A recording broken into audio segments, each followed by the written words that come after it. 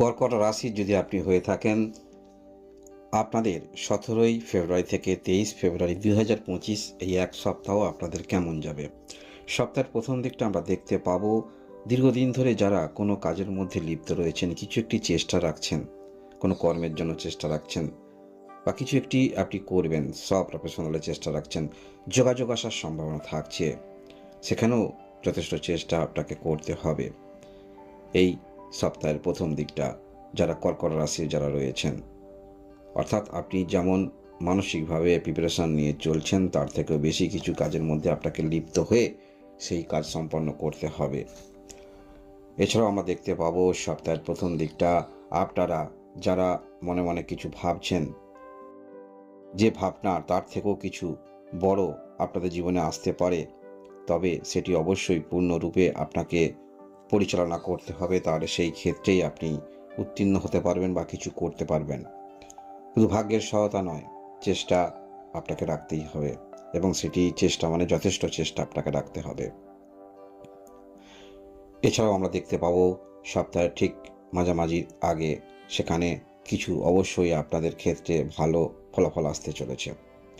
যারা দীর্ঘদিন ধরে নিজস্ব কোনো রকম বাড়ি করবেন, নিজস্ব ঘর করবেন, অনেক চেষ্টা করছেন, সেক্ষেত্রে যে বাধার সম্মুখীন হচ্ছেন, এই সপ্তাহে মাঝামাঝি ঠিক আগে বাধা দূর হতে চলেছে, এবং এই সময় আপনারা গুরুত্বপূর্ণ কাজ অবশ্যই করতে পারেন। যারা ভাবছেন আপনার সন্তানের বিবাহ দেবেন, মনের মতো পাত্রপাত্রী পাচ্ছেন না, এই সপ্তাহে ভালো যোগাযোগ আসার সম্ভাবনা থাকছে, তাই ভালো করে দেখে অবশ্যই বিবাহ দেবেন। আপনারা সপ্তাহের মাঝামাঝি ঠিক পরে সেখানে কিছুটা হলেও সমস্যার সম্মুখীন হবেন। যারা শারীরিক কোনো রকম সমস্যায় রয়েছেন, বা কেউ আপনাকে কথা দিয়েছিল, সেই কথা সে কিন্তু রাখতে পারবে না, যার ফলে আপনি আশা রেখেছিলেন সেখান থেকে কিছু আপনার আসবে, সেটা অর্থ হতে পারে, কোনো যোগাযোগ হতে পারে, সেক্ষেত্রে একটু আশাহত হতে পারেন আপনারা। তবে আশাহত হলেও আপনারা কর্কট রাশির যে পরিস্থিতিতে আপনারা রয়েছেন, আবার ভাবনা চিন্তা নতুন করে শুরু করতে পারবেন। শুধু আপনার এই যে রাশির অধিপতি গ্রহ চন্দ্র হওয়ার কারণে সাময়িক কিছুটা হয়তো আপনারা মুখ ফিরিয়ে নেবেন, আবার পরক্ষণেই সেই ক্ষেত্রে অগ্রগতি রাখবেন, কর্কট রাশি অধিপতি গ্রহ যেহেতু চন্দ্র।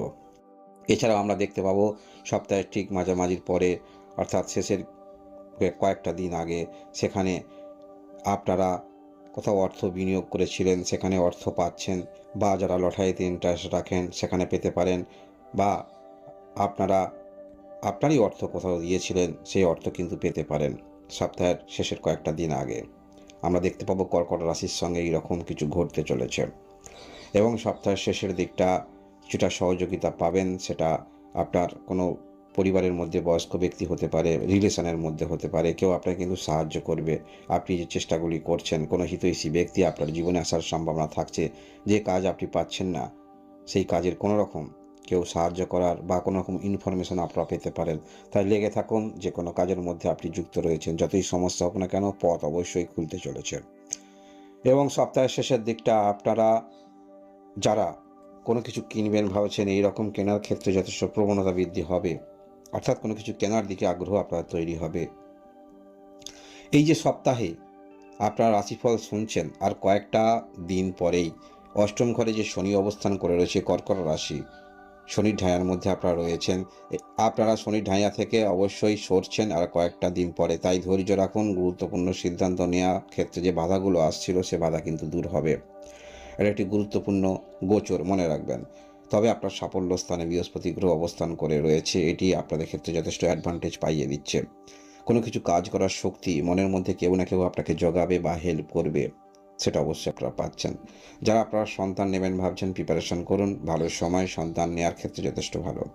বিবাহ যারা করবেন, সেক্ষেত্রেও আপনারা চেষ্টা রাখতে পারেন, এই সপ্তাহেও সময়টা আপনাদের খারাপ নয়, ভালো।